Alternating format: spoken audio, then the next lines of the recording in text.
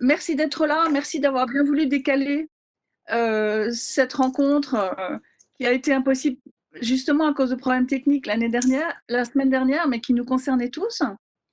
Donc aujourd'hui, on va parler de l'amorce du déconfinement, qui sera le deuxième thème de nos 3 rencontres débats autour des bibliothèques dans la tourmente du Covid-19.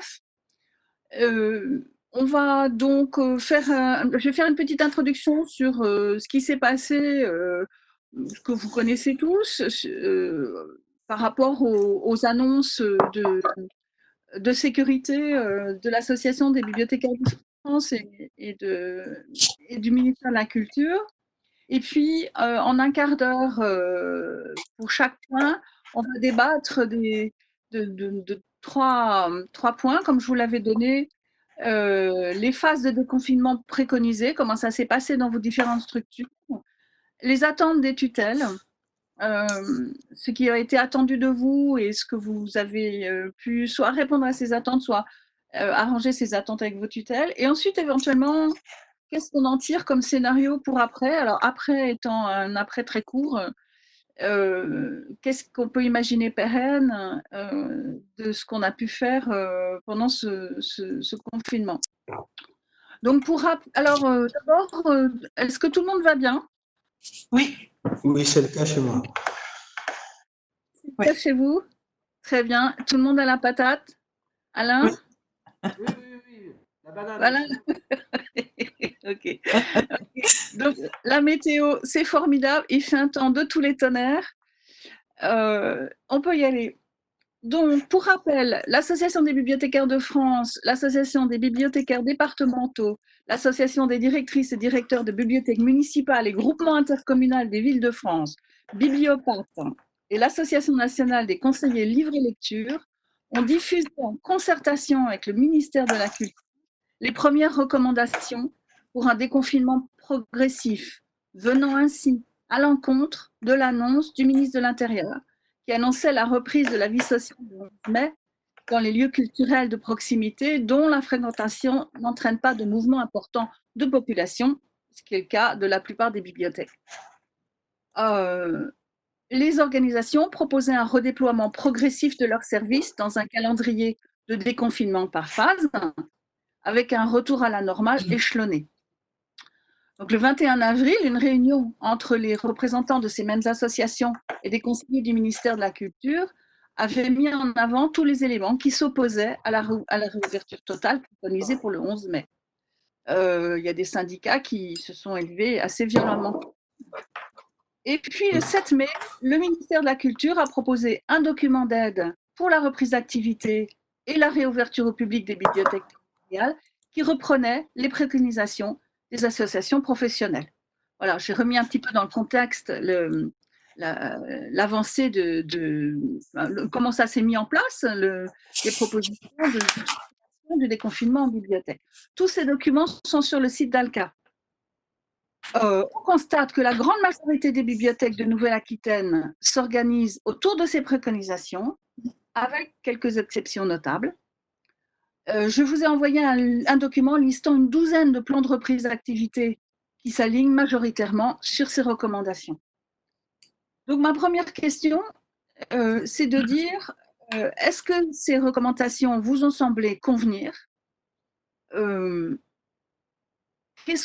vous vous organisez? Qu'est-ce que vous pensez du délai de quarantaine des documents? Est-ce que tout ça, c'est possible dans les grandes, les petites bibliothèques? Quelle certitude on a par rapport à la décontamination et à ce délai de quarantaine? Et quelles ont été d'éventuelles difficultés d'organisation de circuits d'usagers dans les petites structures? Voilà, donc des préconisations et de la réalité de leur mise en œuvre dans vos structures. Julien, tu veux commencer? D'accord. Alors nous avons comme beaucoup commencé par la première phase qui était préconisée, qui est celle de l'installation d'un service de retrait des documents sur demande. Nous y avons ajouté, mais comme beaucoup de bibliothèques, un service de sélection sur place de pochettes thématiques, d'espèces de bots comme ça documentaires, de 3 à 5 documents sur, on a défini à peu près une trentaine de genres. Voilà. Bon, globalement, j'avais fait un bilan sur les 5 premiers jours d'ouverture, puisqu'on a ouvert depuis le 18 mai. On avait à peu près prêté 7000 documents. Donc là, c'est une bonne rentrée dans les circonstances actuelles. Et sur ces 7000 documents, je crois, c'est à peu près 4 sur 10 qui étaient des pochettes thématiques prises sur place et 6 sur 10 des réservations préalables. Les réservations préalables, c'est ce que je puis dire, ça nous occupe beaucoup. Et c'est vrai que sur un nouveau vocabulaire, ou plutôt une nouvelle acception du terme de commande est entré dans la profession, puisqu'avant la commande, c'est un mot qu'on employait pour signifier notre relation à la librairie, et maintenant c'est un mot qui est employé pour signifier notre relation à l'usager, puisque les usagers nous passent commande. À partir de là, on a découvert effectivement une facette qui était plus ou moins cachée dans notre métier, qui est celle de préparateur de commandes. Ça prend énormément de temps. Les collègues se sont beaucoup surpris à ça dans les premiers temps, et puis maintenant l'habitude est prise. C'est aussi une satisfaction d'être sûr de servir avec satisfaction le public.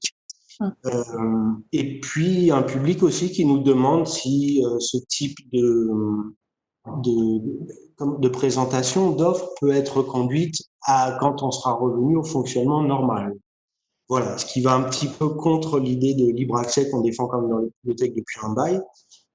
Mais en tout cas, ça nous amène à une réflexion que je trouve intéressante, qui dit aussi sans doute des évolutions sur la société et les pratiques culturelles.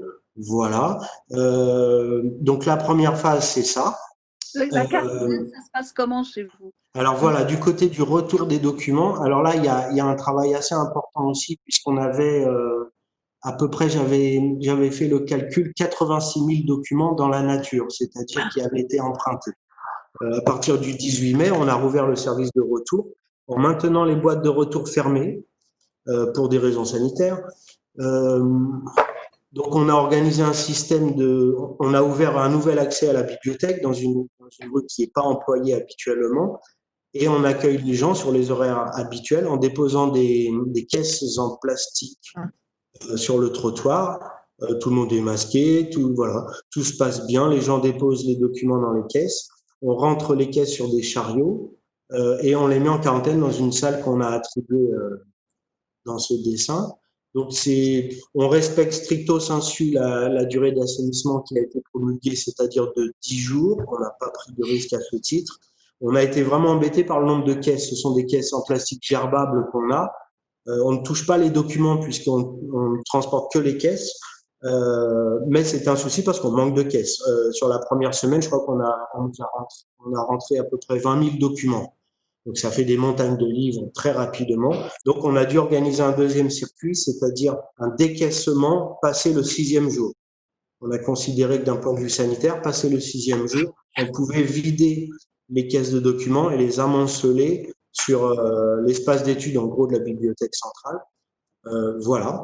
Et c'est aussi une bonne nouvelle, c'est que j'ai été en contact, alors d'abord avec la firme Legrand, là, qui est l'équipement électrique, qui est sur Limoges, qui s'est proposé à nous prêter des caisses, 400 caisses plastiques supplémentaires. Et c'est aussi, on a une technopole à Limoges qui s'appelle l'Esther, dans le quartier nord. Et il y a une entreprise là-bas qui a développé une sorte de four lumineux de désinfection qui est prévu normalement pour du matériel médical. Et donc je me suis mis en contact avec eux et un mécène nous a permis d'avoir un four à la bibliothèque durant toute la durée.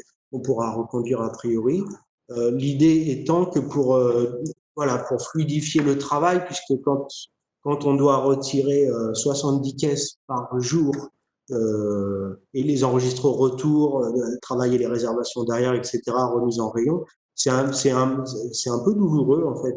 Donc ce four qu'on a mis à proximité de la zone de réception des documents nous permet de glisser en flux continu les bouquins Et on le fait pas pour les DVD et les CD parce que sinon ce serait trop long parce qu'il faudrait dépiéter, enlever les galettes, etc. si on voulait faire bien les choses. Donc on ne le fait que pour les livres, mais ça déleste beaucoup. On est en train de se familiariser avec la bécane. Et donc voilà, je sais pas quoi dire d'autre. Qui fonctionne en ultraviolet, comment ça fonctionne? Oui, alors c'est ça. Ça reproduit en fait la mort par lumière du virus, mais dans un espace temporel très réduit, puisque ce sont, je crois que c'est une vingtaine de flashs extrêmement lumineux pendant 7 secondes qui permettent d'éradiquer la menace sur les supports plastifiés ou tout autre. Alors nous, c'est aussi l'intérêt de cette machine, c'est sur la phase 2, dont on dira un mot sans doute après, qui nous attend. Ça pourrait être aussi un outil intéressant pour désinfecter les claviers d'ordinateur, par exemple, pour pas tirer un trait sur la possibilité d'un libre accès numérique. Voilà, donc peut-être, je suis en train de réfléchir à la chose avec mes collègues, on permettrait un libre accès, mais où on fournirait un clavier propre à chaque utilisateur qui demanderait, par exemple. Voilà, donc on expérimente ça. Bon, j'ai été un peu disert, pardon. Non, c'est un outil dont on se demande aussi pourquoi il n'y en a pas plus, parce que c'est en effet très rapide et très confortable pour les bibliothécaires à manipuler. Il n'y a pas de danger pour les bibliothécaires. Non, c'est très simple d'utilisation. C'est vraiment que de la lumière. Et puis, il y a des garde-fous pour pas que la porte s'ouvre quand le système est lancé, etc. Alors, en revanche, c'est un produit qui est développé plutôt pour le tissu industriel. Donc, il est très bruyant. Voilà. Enfin, très bruyant. Il est, sur 1 heure d'utilisation, il est bruyant. Ça commence à taper sur le système. Et puis, la période n'est pas tellement propice auprès de casques anti-bruit, etc. Voilà, donc voilà, c'est plutôt des petites sessions qu'on est en train d'organiser sur cette machine. Merci. Corinne Siffert, bonjour. Bonjour et bonjour tout le monde. La dernière fois, tu nous as dit que dans ta hâte de retrouver les usagers, vous aviez installé la bibliothèque sur le parvis. J'imagine que maintenant vous êtes organisé autrement qu'en extérieur devant les portes. Quelle a été ta réaction vis-à-vis des préconisations? Est-ce qu'elles t'ont semblé applicables, confortables, et comment tu les as mises en œuvre dans ta bibliothèque? Alors, les préconisations, bien entendu, ça a été un outil majeur pour nous. La seule chose qu'on peut déplorer, c'est qu'il soit arrivé très tardivement, puisque nous avons fait le choix de récupérer les équipes en présentiel sur site, équipes au complet, à la différence de beaucoup des autres services municipaux qui ont fait le choix et qui est toujours valable actuellement de maintenir le télétravail majoritaire.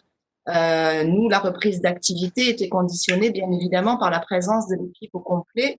Quand je dis au complet, il y a quand même eu des maintiens d'ASA pour garde d'enfants ou personnes vulnérables, de manière à ce qu'on puisse se mettre en ordre de marche pour proposer, comme vient de l'expliquer Julien, un service de collecte. Bon, on a été très, très nombreux à faire ça, bien évidemment.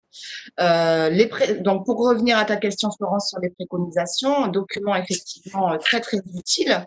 Mais pour nous, en tout cas, moi, je l'ai jugé arriver très tard et j'ai conscience, évidemment, des contraintes et des délais. Voilà.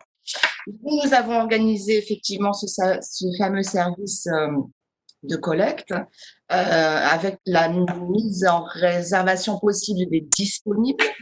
Nous étions sur des volumes à peu près d'environ, sur cette première semaine de réouverture, nous avons réouvert le 19 mai, première semaine amputée du jeudi férié, nous avons fait pratiquement 4000 prêts par ce moyen-là, pour environ 600 usagers. Chez nous, nous donnons la possibilité de faire également ce que Julien appelait tout à l'heure les commandes, et je reviendrai sur cette terminologie. On peut faire des commandes par téléphone pour essayer de lisser le handicap que rencontrent les gens qui ne sont pas ni familiers ni équipés d'Internet. Et par téléphone, il y a la possibilité d'avoir 2 titres précis et le reste est soumis à la libre appréciation des bibliothécaires qui font des sélections thématiques après un petit entretien accordé au téléphone à la personne pour recueillir ses goûts. Voilà, ça se passe très bien. Je me reconnais beaucoup dans ce que a dit Julien sur cette mutation du métier où on est à la fois dans une belle énergie, dans un bel élan de service rendu à la population. Et en même temps, on est désolé d'avoir cette sensation de se transformer en épicier d'une certaine manière. On passe notre temps à aller chercher des choses en rayon et à les mettre dans des sacs. Et nous, on a fait attention à pas utiliser ce mot de commande. Et on est vraiment resté sur ce vocable de réservation, de demande. Voilà, réservation, ça a vraiment été le mot qu'on a utilisé le plus. Concernant les retours, alors j'ai pas la chance d'avoir un niveau d'innovation aussi fort qu'à Limoges. Nous, on s'est contenté de laisser les ouvrages confinés avec un délai de 15 jours. 15 On jours. avait oui, on a pris 10 jours élargis et comme il y a toujours un week-end à l'intérieur, ça fait entre 12 et 15 jours. On avait la chance d'avoir un dispositif physique qui nous permettait de faire ça, puisque nous avons dans les espaces de la bibliothèque une salle d'exposition d'environ 250 mètres carrés. Et les annulations des actions culturelles de la ville d'Anglet, et notamment de notre biennale d'art contemporain, nous ont permis de réutiliser ces mètres carrés qui sont bien évidemment dévolus habituellement aux expos d'art. Et nous avons installé à l'intérieur une quarantaine de grandes tables, un petit peu à l'image de lorsqu'on fait notre dispositif Révise ton bac. Mais là, au lieu d'avoir des étudiants qui sont venus prendre place, eh bien, nous avons mis tous nos bouquins. Et nous avons, sur la première semaine, entre le 19 et le 26 mai, une estimation à la louche de à peu près 7000 retours. Alors, Florence, tu nous interrogeais sur qu'est-ce qu'on pense de cette préconisation sanitaire de mise en quarantaine des documents. Moi, je ne suis pas médecin et donc je n'ai aucune certitude sur ce sujet. Est-ce que c'est utile? Est-ce que c'est pas utile? Est-ce que c'est exagéré? Ça nous pose des problèmes organisationnels puisque nous avons fait le choix de les manipuler le moins possible. Donc, la personne qui est toute la journée, alors c'est évidemment des rotations, mais le collègue qui est en charge d'accueillir les retours porte une blouse, a un masque. Nous ne mettons pas de gants parce que nous privilégions le lavage de mains et le passage de mains au gel hydroalcoolique. Et par contre, effectivement, il manipule lui-même les ouvrages qu'il met sur un chariot et qu'ensuite il apporte au fond de la galerie d'exposition.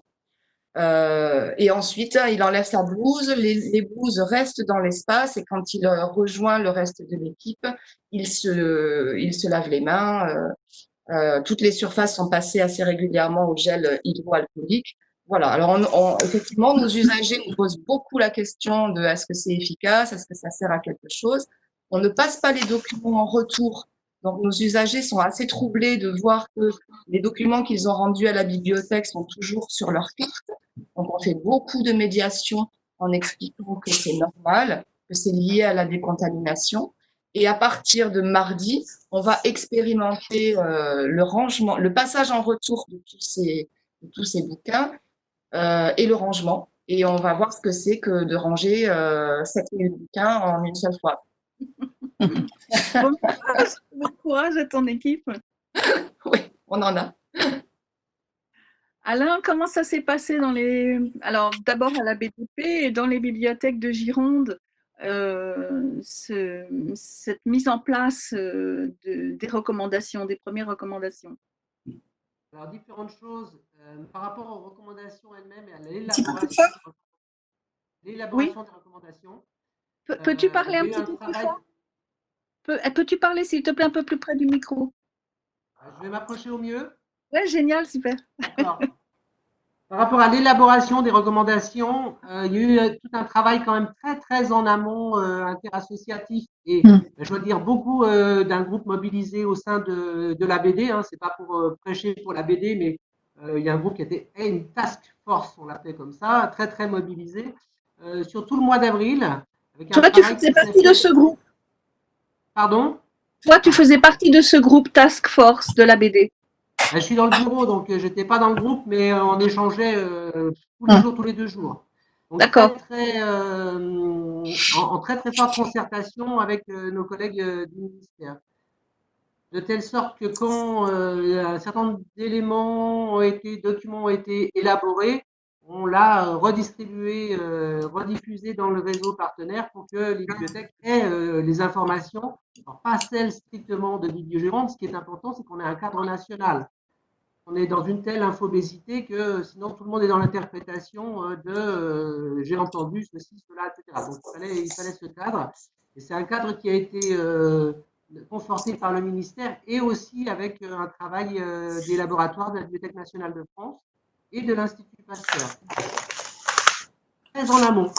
Alors je dis très en amont parce que l'annonce du ministre liée au déconfinement des bibliothèques, si je ne m'abuse, c'était le 5 mai, où on a appris d'ailleurs que les bibliothèques n'étaient pas un lieu de grande fréquentation, de grand passage. En réalité, le ministère a entendu cette annonce en même temps que nous. Je ne glose pas plus que ça suffit. Donc voilà, on a envoyé ces recommandations et c'est la raison pour laquelle, dans un second temps, une circulaire en fait devait accompagner les règles de déconfinement. Donc ça n'a pas été une circulaire, mais des recommandations pour le coup.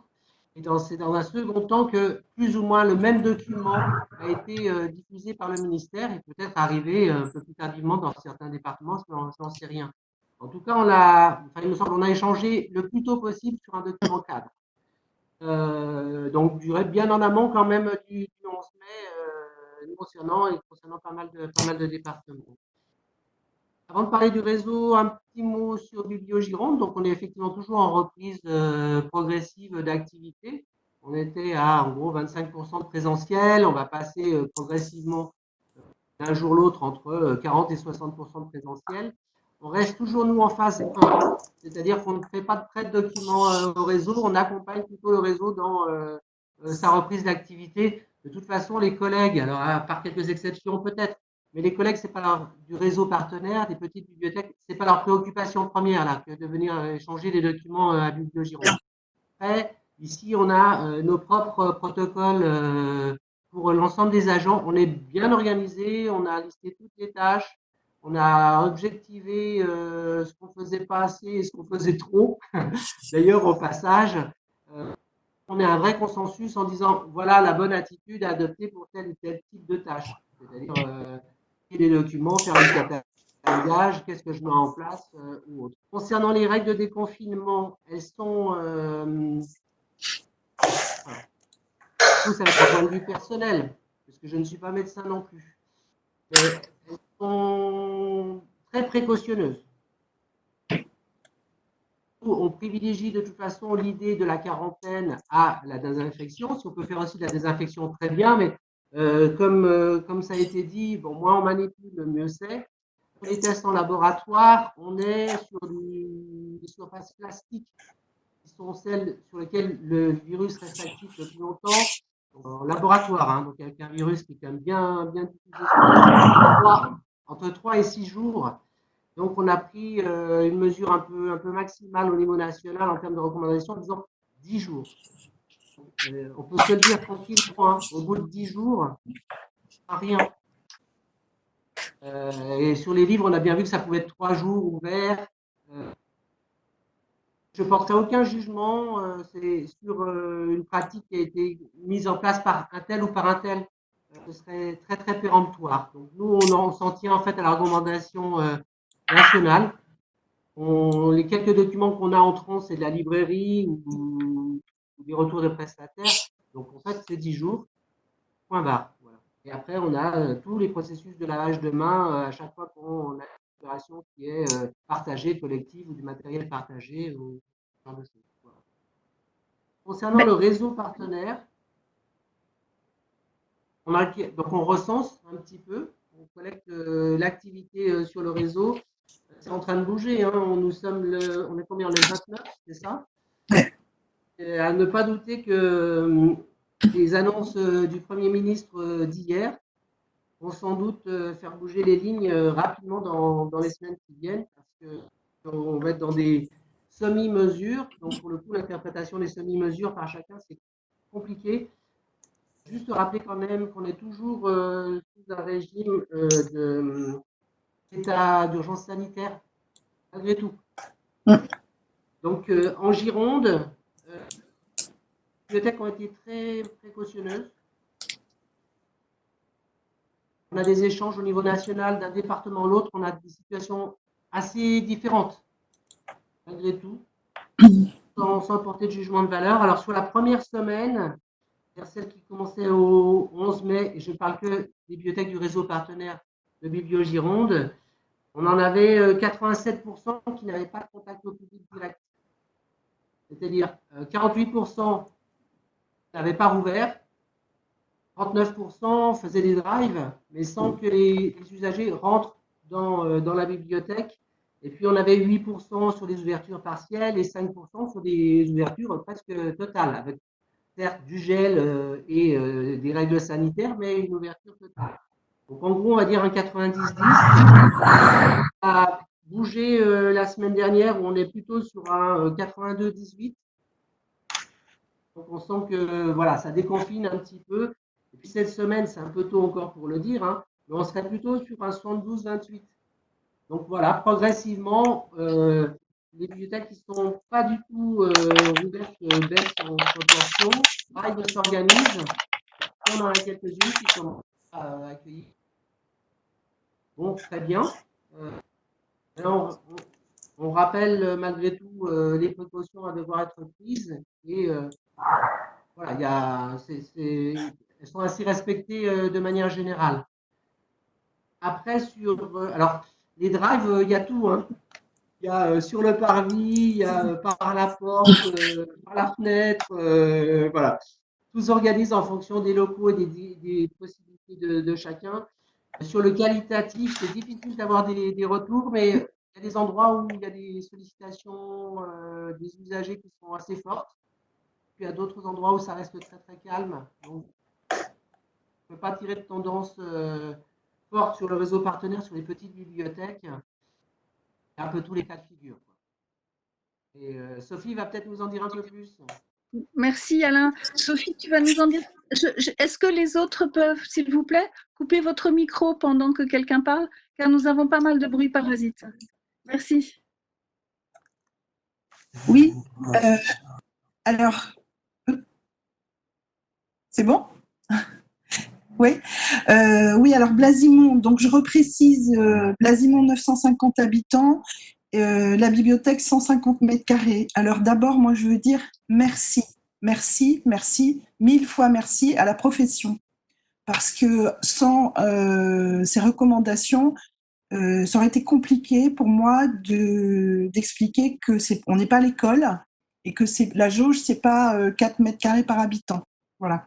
Donc là, j'avais tout écrit noir sur blanc, des phases à respecter.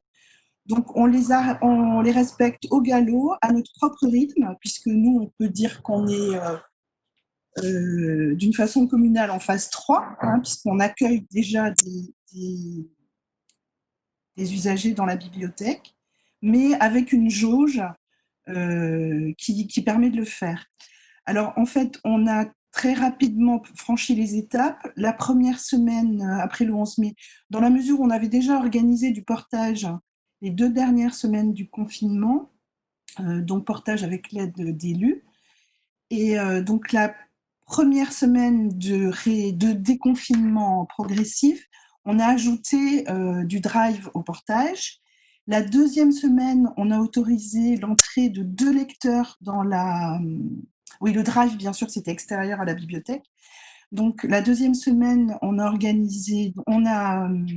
accueilli 2 lecteurs à la fois pour un retrait de livres uniquement.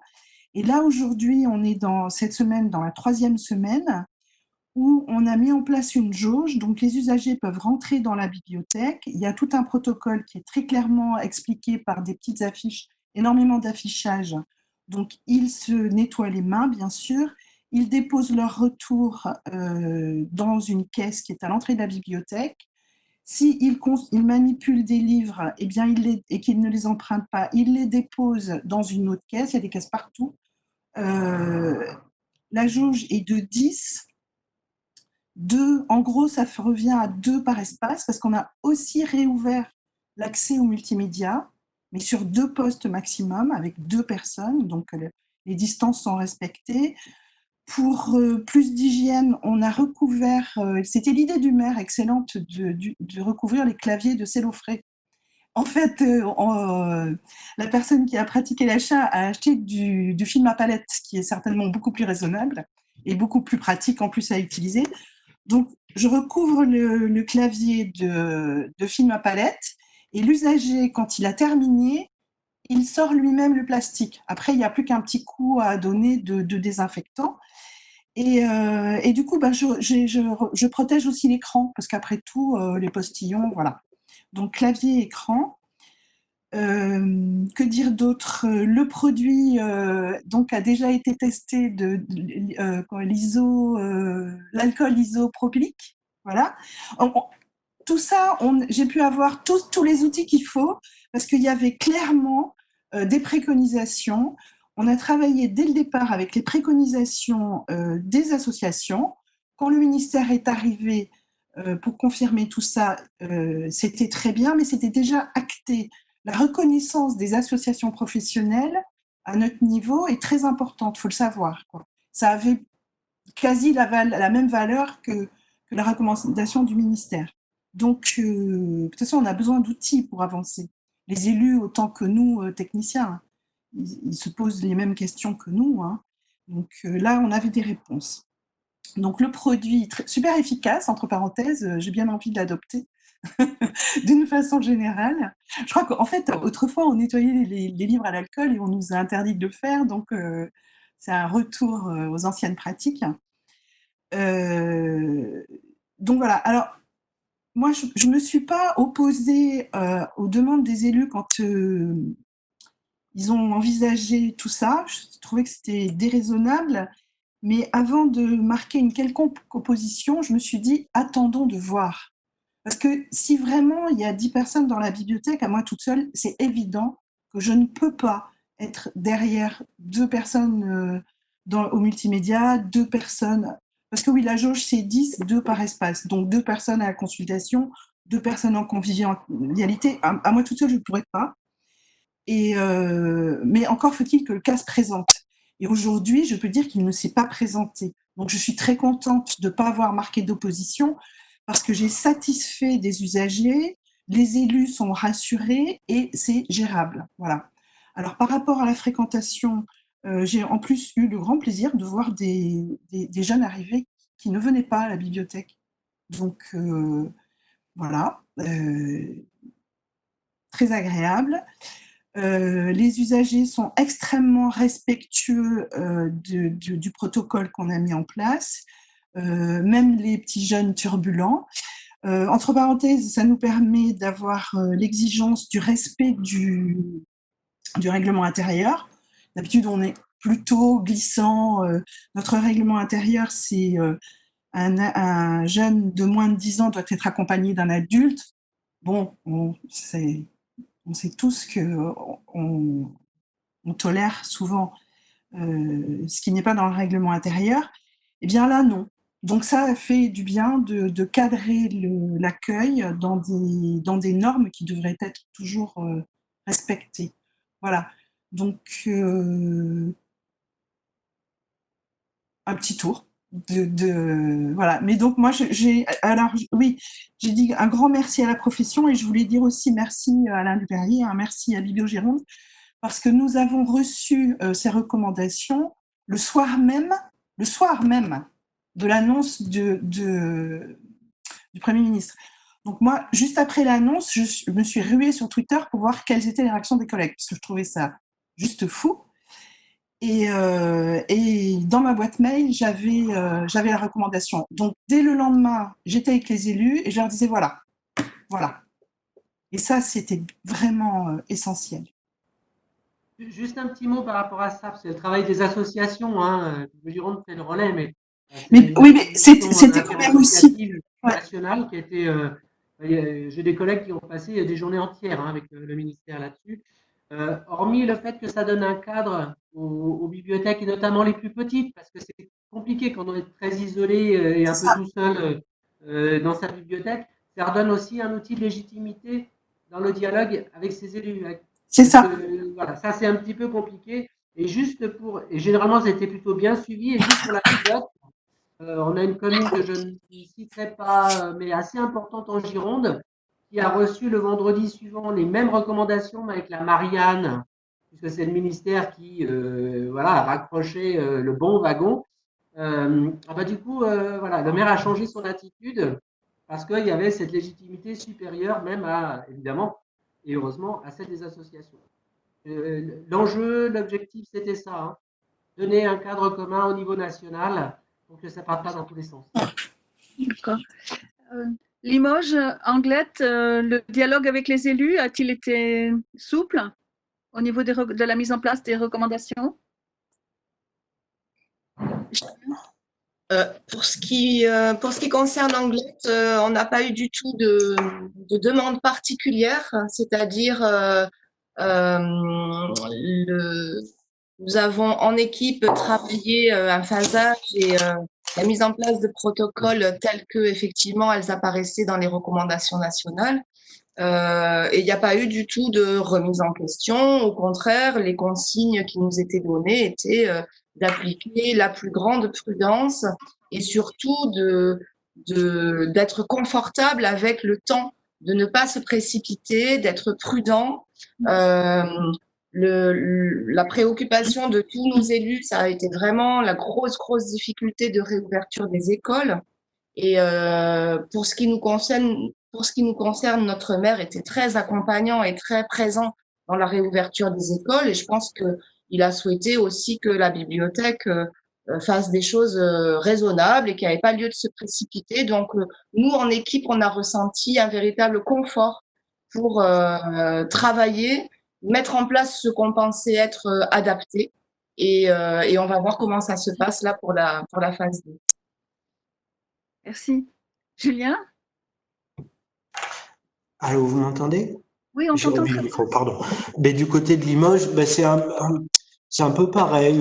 Il y avait évidemment une grande concentration sur la reprise scolaire qui était énorme, je pense, pour toutes les collectivités aux côtés de l'éducation nationale.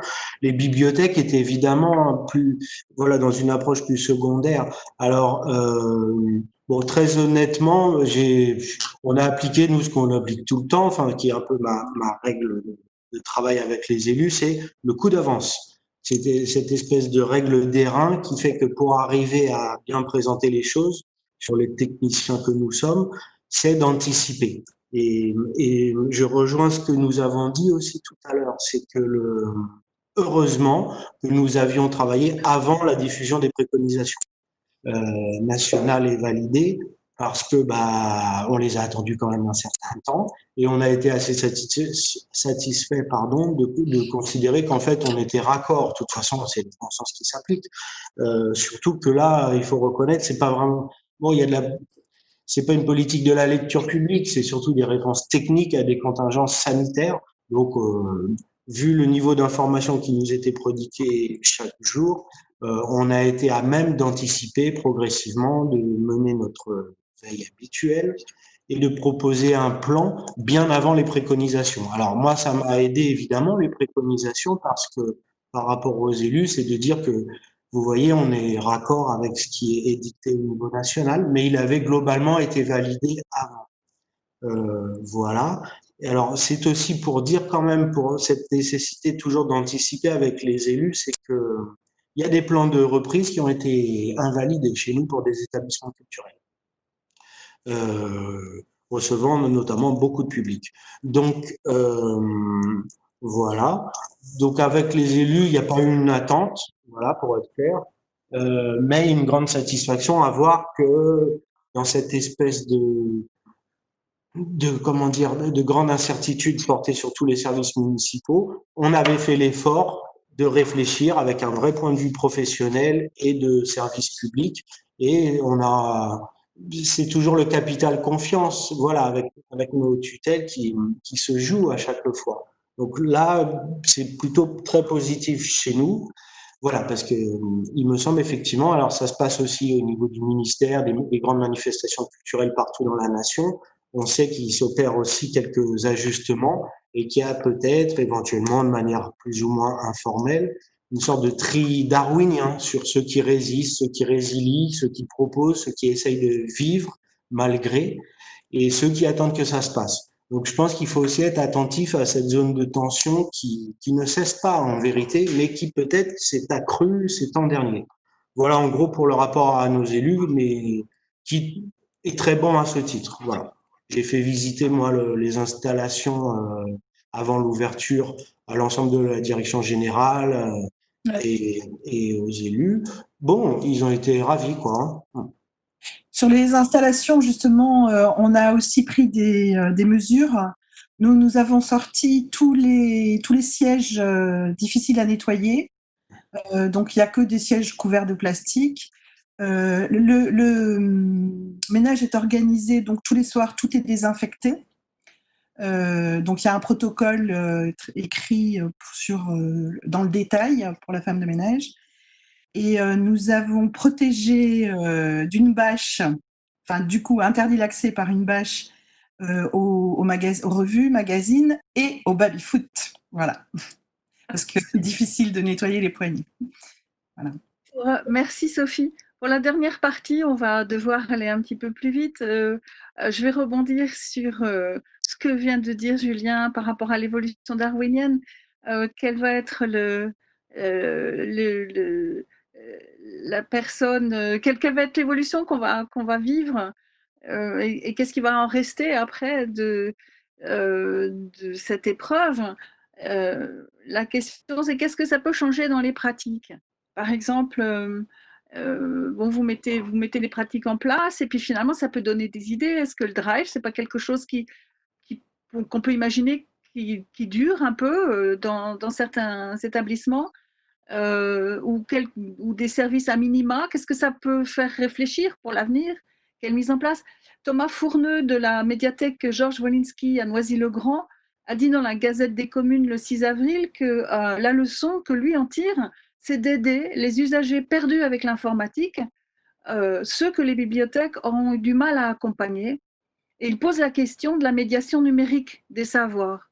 Donc, qu'en pensez-vous? Quelle est votre attitude, votre point de vue sur ce qui pourrait être pérenne, mis en place ou tiré comme leçon? On est à chaud hein, encore, mais de ce qui vient de se passer en bibliothèque pendant le confinement.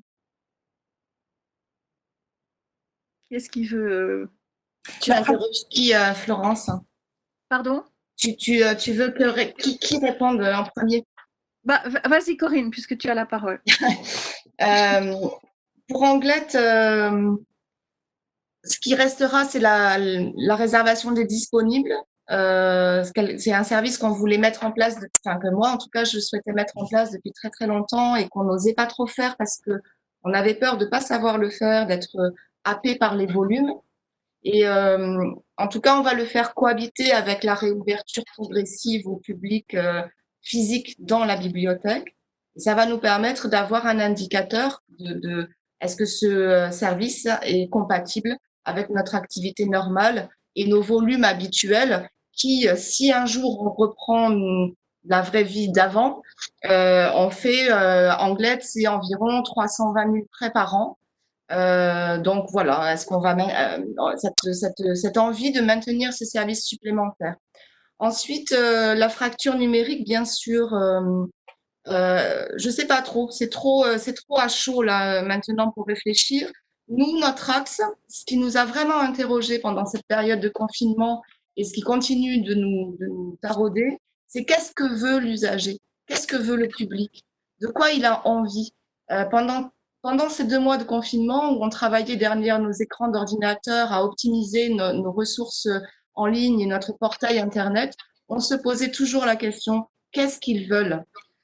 Et donc, ça nous a vraiment donné envie de les interroger pour la préparation de notre saison culturelle à venir, puisque visiblement, nous ne reprendrons pas des activités culturelles à l'identique dès le mois de septembre. Ça va nous donner un petit espace de respiration Et moi, je suis formée aux outils de créativité. Et donc, on a très, très, très envie de partir sur de la co-création de notre saison culturelle avec les usagers et le public angloï. Voilà. Merci Corinne. Julien? Alors, ce qu'il en restera, alors, je partage ce qu'a dit Corinne, alors sur le besoin de l'usager déjà, et ben, il nous est apparu un peu de manière très faciale et en creux, c'est qu'effectivement, sur la première semaine de réouverture avec un système uniquement fondé sur l'emprunt, ça ne suffit pas. L'usager attend bien davantage d'une bibliothèque que ça. Ça n'est qu'un service parmi d'autres. La fracture numérique, on y est évidemment sensible puisqu'on a loupé des gens. Et voilà, donc ça faisait partie déjà de notre projet d'établissement, d'accompagner la citoyenneté numérique. On va continuer, quoi. Quoi d'autre? Alors, il y a une chose qui risque de continuer, mais pas de notre fait, c'est que les gens vont peut-être continuer à nous envoyer des mails pour nous faire des demandes de mise de côté. Donc, on va voir effectivement comment on y répond.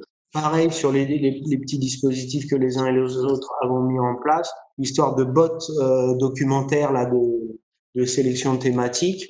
Ben, je pense qu'elles sont attendues au-delà peut-être des périodes des vacances d'été ou de Noël.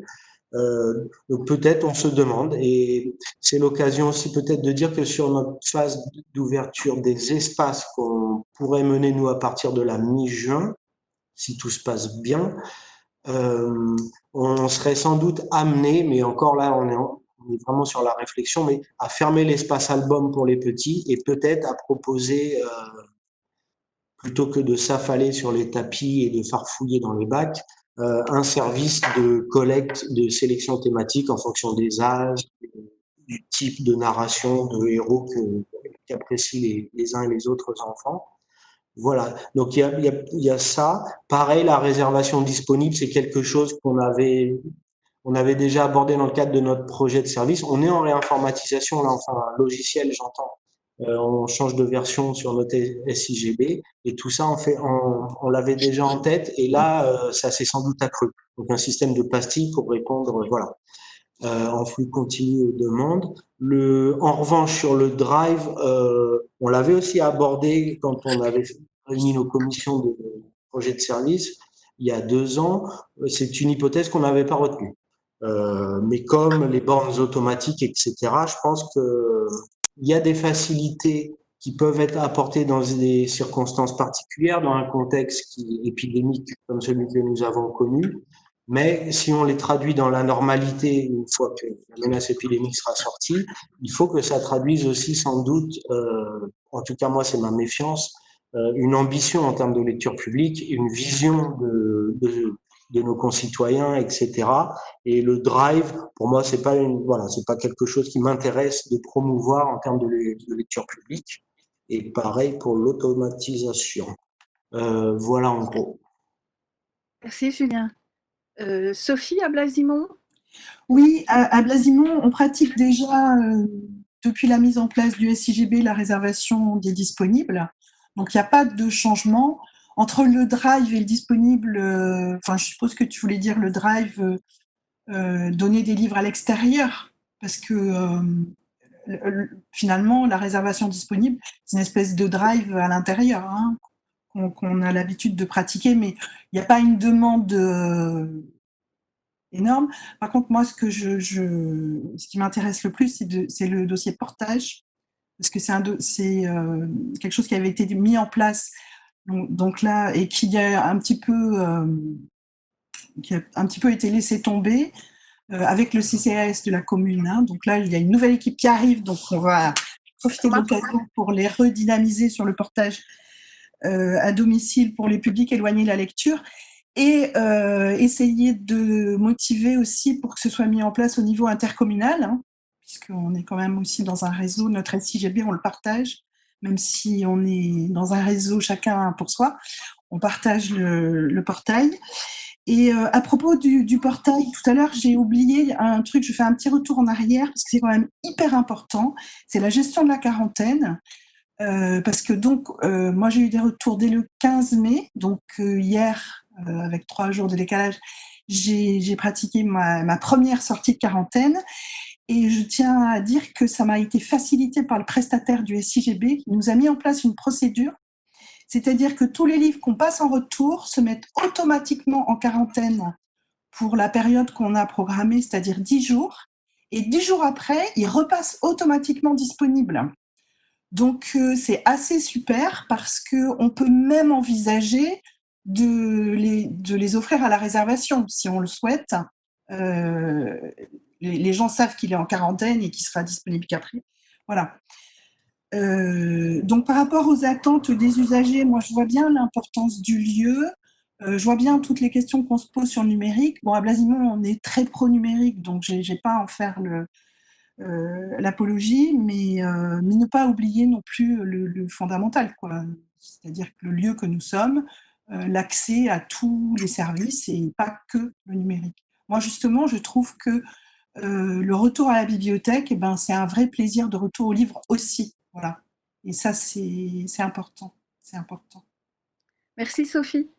Alain, tu veux conclure et donner le mot de la fin sur ce que tu pourrais imaginer comme service pérenne, comme leçon à attirer vis-à-vis du service à rendre au lecteur pour le futur? Je suis très sceptique, moi, sur la notion de qu'est-ce qui nous en restera et des enseignements à tirer pour l'après. D'ailleurs, là, on l'évoque entre nous pour les bibliothèques, mais c'est tous les champs de la société ou nos espaces de vie administrative qui sont corrélés par ça. Et comment ce sera après pour le télétravail et comment ce sera après en termes de... Je l'entends, mais c'est un petit peu comme si les besoins sociétaux d'avant avaient disparu. Je pense qu'après, on aura la même utilité et les mêmes vocations d'interrogation que nous ne découvrons pas à travers la crise du Covid. C'est-à-dire que la fracture numérique, elle était là, l'envie du champ social était là, le présentiel, le vivre ensemble était là. J'espère que sur le plan écologique, oui, il y aura des évolutions. Pour le reste, moi, je ne suis pas très... J'espère qu'on va reprendre la route de la dynamique qui était en marche dans nos équipements qui sont des lieux de partage. Je vais me refigurer à Limoges, puisque pour le coup, là, ça me parle un petit peu. Pendant le confinement, on a rendu beaucoup de services nouveaux, certes, mais parce que c'est adapté à une situation et on gardera l'expérience de cette situation. J'espère qu'elle ne servira pas trop. Si des choses devaient revenir, je pense qu'on serait très réactif. Mais pour autant, ce qu'on a mis en place se rapproche quand même beaucoup de la prestation de service et pas du service. On est dans un rapport un peu plus marchand pendant cette période-là, compris sur le numérique. Et on est presque en concurrence avec des plateformes qu'on veut promouvoir autrement, compris sur le fait du drive. Quand on évoque une commande et ça rentre dans un vocable, c'est une réservation, mais la relation à l'usager est pas tout à fait la même. Donc, je rejoins totalement mes collègues. Quand je repense à Limoges, il y a, et dans les petites bibliothèques, c'est pareil, où il y a ce lieu de vie qui est unique en son sens dans la société, où viennent se croiser intergénérationnel, intersocial. Une surface qui est grande n'est pas une grande surface. C'est ça que viennent chercher les gens. À Limoges, je me souviens très très bien, quand on voyait le public rentrer dans la bibliothèque, se déshabiller de son apparence et de son appartenance sociale pour vivre autre chose, comme de havre dans son quotidien, une pause qui est toute particulière. Et c'est ça que viennent chercher les gens et des expériences qui sont de plus en plus multiples parce que comme l'a dit Corinne aussi, on est dans la co-construction et on a un ensemble de services, une palette de services, panorama de propositions qui s'élargit de plus en plus le temps passant. Ça devient même compliqué d'expliquer ce que c'est qu'une bibliothèque ou d'en faire une définition.